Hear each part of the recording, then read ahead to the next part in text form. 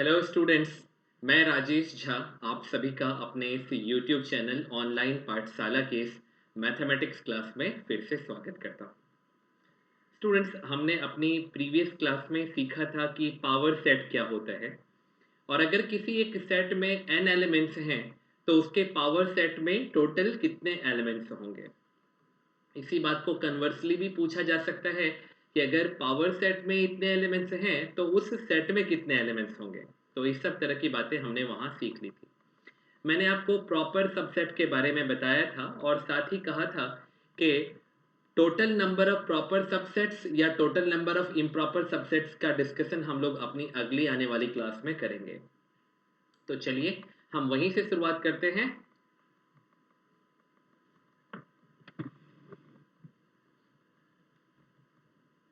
Late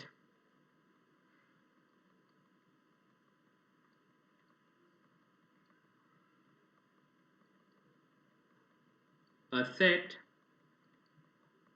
A has n elements। ऐसा मान लो कि किसी एक सेट में टोटल n एलिमेंट है। So n elements are there. Then total number of subsets of set A equals to 2 raise to power n। इतने total number of subsets होंगे। अब उसमें से इम्प्रॉपर कितने होंगे और प्रॉपर कितने होंगे। Therefore total number of improper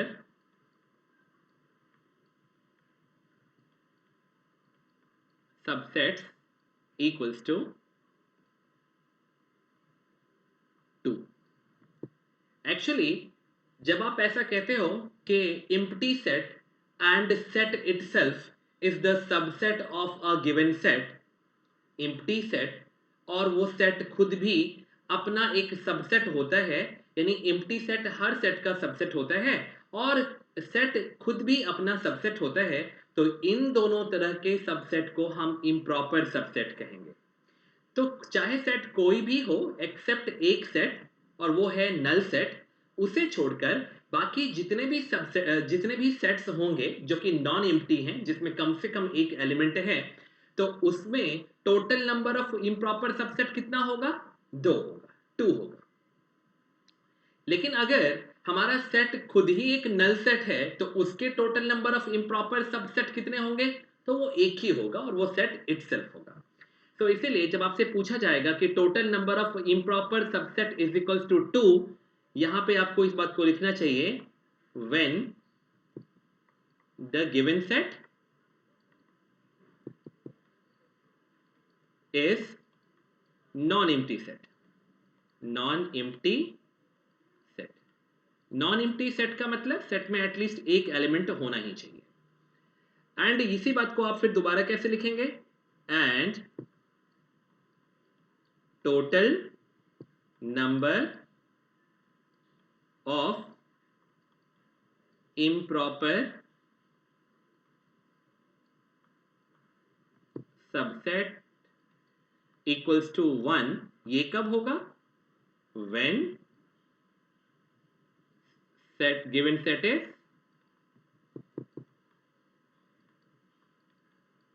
empty.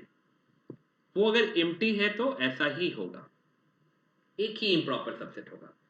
तो यहां तक जो मैंने आपको बताया वो ये था कि अगर एक सेट नॉन एम्प्टी सेट है तो उसके total number of improper subset कितने होंगे? आप कहेंगे 2 होंगे। कौन कौन होंगे? वो सेट खुद होगा और नल सेट, ये दोनों इम्प्रॉपर सबसेट होंगे। अगर सेट नॉन एम्प्टी नहीं है बल्कि एम्प्टी है, उसमें कोई भी एलिमेंट नहीं है, तो कितने सबसेट्स कितने इम्प्रॉपर सबसेट्स होंगे? तो एक ही होगा और वो खुद होगा। अब यहां इससे आगे नेक्स्ट पॉइंट हमारा है कि total number of proper subset कितना होगा। So total number of proper subset of a set which is having n elements is equals to total number of subsets minus total number of improper subsets. अगर कोई आपको ये कहता है कि there is a set let a equals to 1 2 3, तो अब इसके सारे सबसेट्स कौन कौन से होंगे? तो आप कहेंगे सबसेट्स ऑफ ए आर, सबसे पहले आप 1 लिखोगे, फिर आप 2 लिखोगे, फिर आप 3 लिखोगे, देन दो दो करके लेना है 1 2 1 3 एंड 2 3, फिर तीनों एक साथ लेना है 1 2 3 और लास्ट में नल सेट। इनमें से ये जितने भी आप देख रहे हो इसमें से ये कंप्लीट सेट इटसेल्फ और ये दोनों इम्प्रॉपर सबसेट में आते हैं, और ये जितने भी आप देख रहे हो 1 2 3 1 2 1 3 एंड 2 3 ये सब प्रॉपर सबसेट्स हैं। अगर हम रूल के मुताबिक काउंट करें तो हमें ऐसा दिखता है कि therefore total number of proper subsets is equals to 2 raised to power n minus 2, और वो हो जाएगा 2 raised to power 3 minus 2, मतलब कि 8 minus 2 and that is equals to 6। और टोटल नंबर ऑफ इम्प्रॉपर कितना होगा? ऑफ कोर्स वो 2 होगा। सो एक गिवन सेट में अगर नंबर ऑफ एलिमेंट प्रोवाइडेड हो तो आप उसके total number of subsets find कर सकते हैं, उसमें से कितने इम्प्रॉपर होंगे वो बता सकते हैं, कितने प्रॉपर सबसेट्स होंगे वो आप बता सकते हैं, पावर सेट किस तरीके से लिखेंगे वो भी आप बता सकते हैं, और पावर सेट में कितने एलिमेंट्स होंगे या पावर सेट के पावर सेट के power set multiple times power set होगा तो उसमें कितने एलिमेंट होंगे, ये सारी बातें आप अब तक बता सकते हैं क्योंकि ये सब आपने यहां पर सीख लिया है। चलिए नेक्स्ट पॉइंट हमारा है operations on sets.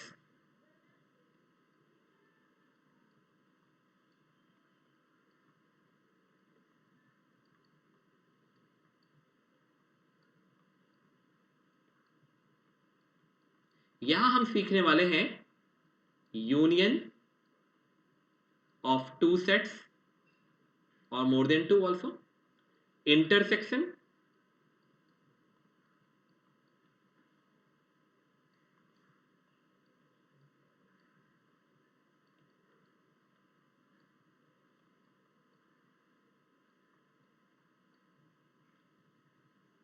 Complement,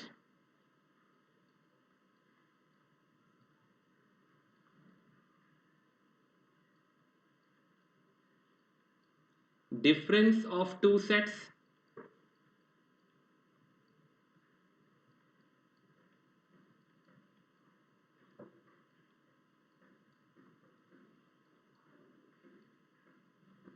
symmetric difference of two sets,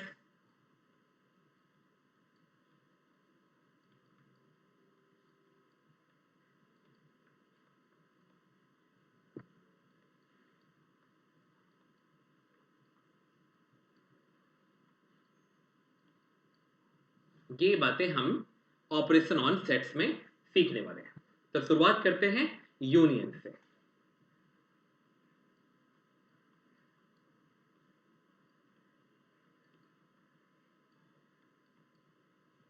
union stand for either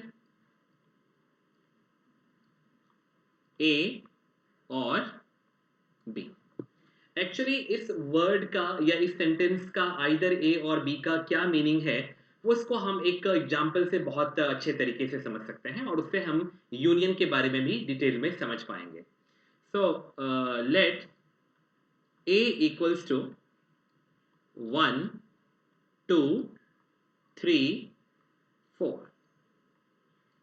and B equals to 2, 4, 6। ठीक है, तो A और B दो सेट्स हमने यहां पर देखा। अब अगर हम A यूनियन B लिखना चाहते हैं तो A यूनियन B, यहां पर आपको U इस तरीके से लिखना होगा।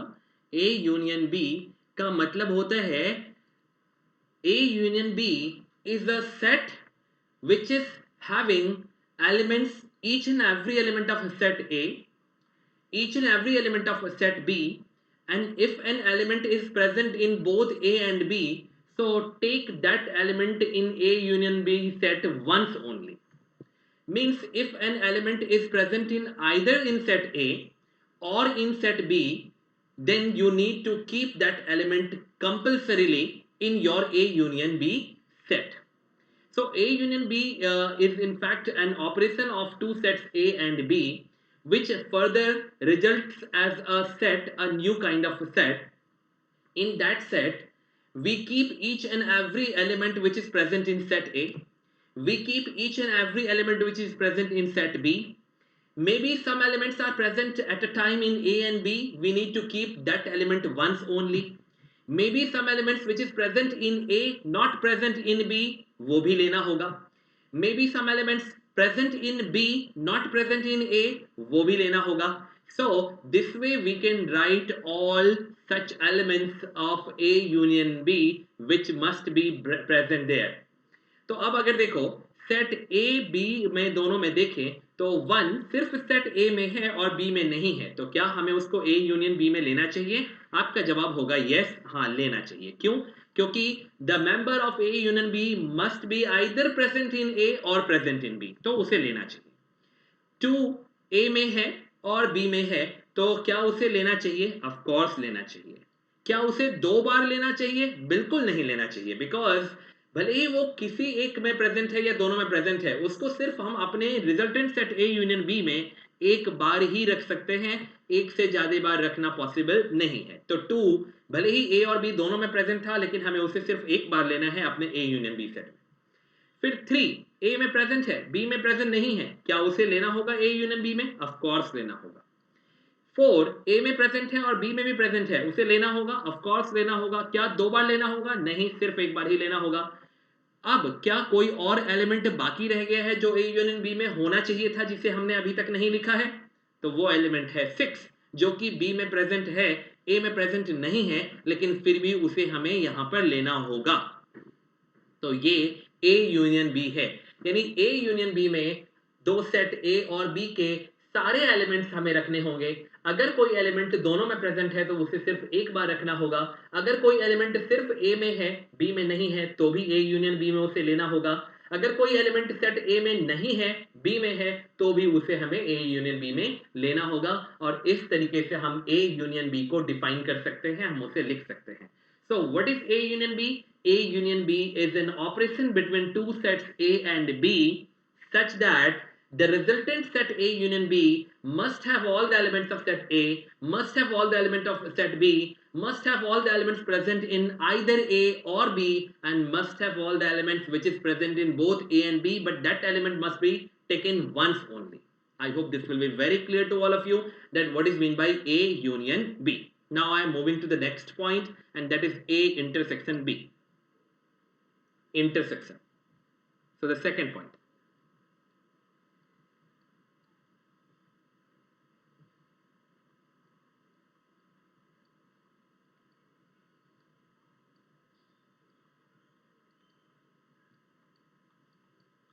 सेम कंसेप्ट सेम में हम लेकर देखते हैं, सेम एग्जांपल्स में। So what is mean by intersection?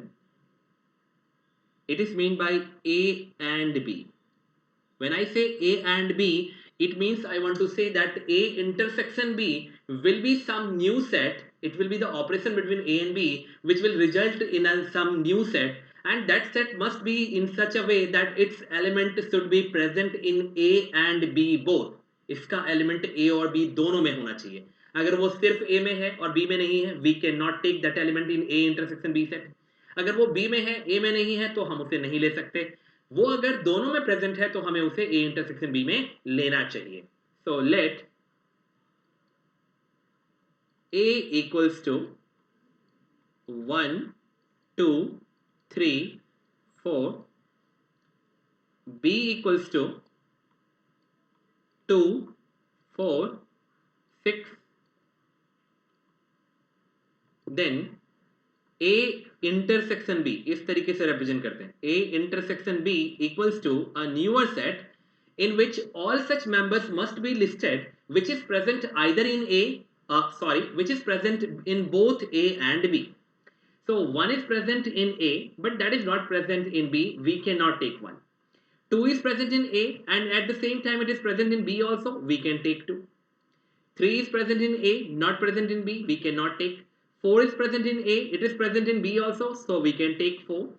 6 is present in B, not present in A, we cannot take. Okay, so this way we can write A intersection B, and now it will be very clear to you that why I have written in intersection means A and B. It clearly states that A intersection B is a resultant set after the operation between A and B, which is in such a way that its element must be present in A and B.